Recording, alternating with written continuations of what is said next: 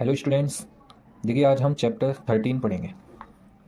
Chapter 13 का name है ways to multiply and divide.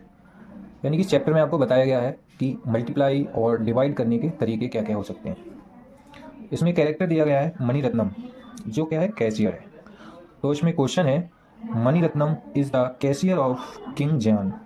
यानी कि जो राजा जयान हैं उनके यहाँ पर कैशियर का वर्क कौन करता है? Mani Ratnam. His job is to find out the salary of all the people who work for the king। यानी कि राजा के लिए जो भी लोग वहाँ पर काम करते हैं उनकी जो सैलरी है उसको फाइंड कौन करता है? Mani Ratnam. This chart show how much salary each person get in a day. इसमें देखो, ये आप नीचे जो चार्ट दिया गया है इसमें किस पर्सन को कितनी सैलरी मिलती है पर डे के हिसाब से इसमें दिखाई गई है।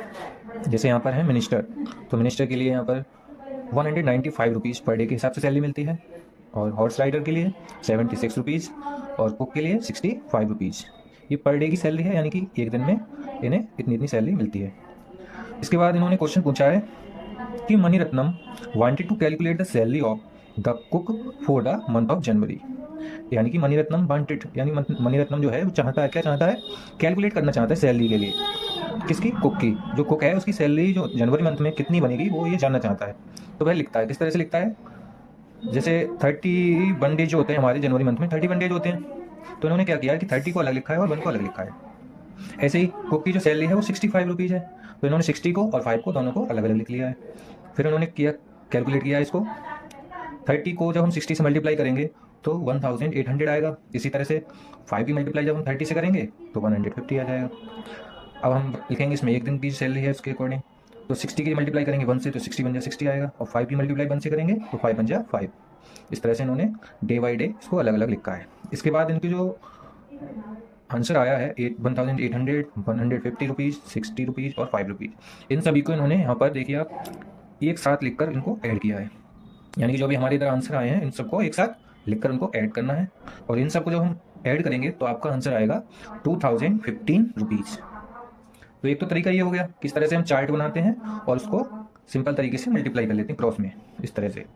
एक तरीका क्या है इसमें देखो, दूसरा तरीका यहाँ नीचे दिखाया गया है, इसमें लिखा है Mani Ratnam's daughter Bela has learn an other method to multiply.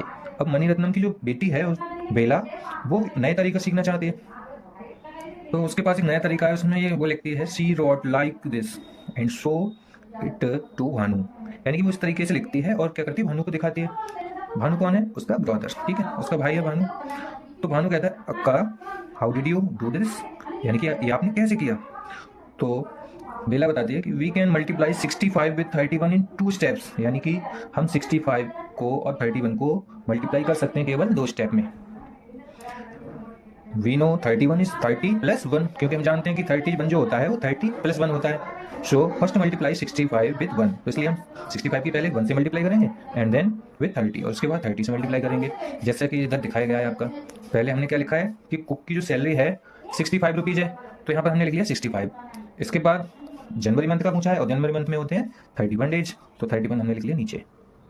अब इसकी हम मल्टीप्लाई करेंगे, तो मल्टीप्लाई करने का तरीका ये होता है कि जब हम 1 से मल्टीप्लाई करेंगे तो 5 तक पढ़ेंगे टेबल इसका, तो 1 5 जा 5 होता है और 1 6 जा 6। अब यहाँ पर हम 2 तरीके से कर सकते हैं, यहाँ पर या तो हम 0 लगा लें या हम लगाते हैं क्रॉस।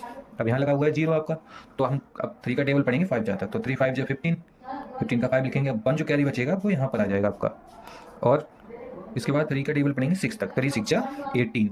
अब 18 पहले का है और 1 कैरी का आपका ये वाला, तो 18 और 1 19 आ जाएगा यहाँ पर। इसके बाद हम क्या करते हैं, इन सभी को ऐड करते हैं, ठीक है। नेक्स्ट स्टेप में ऐड करेंगे, तो इसके बाद देखिए आप सबसे पहले 5 और 0 को ऐड करेंगे, तो 5 और 0 5 हो जाएगा।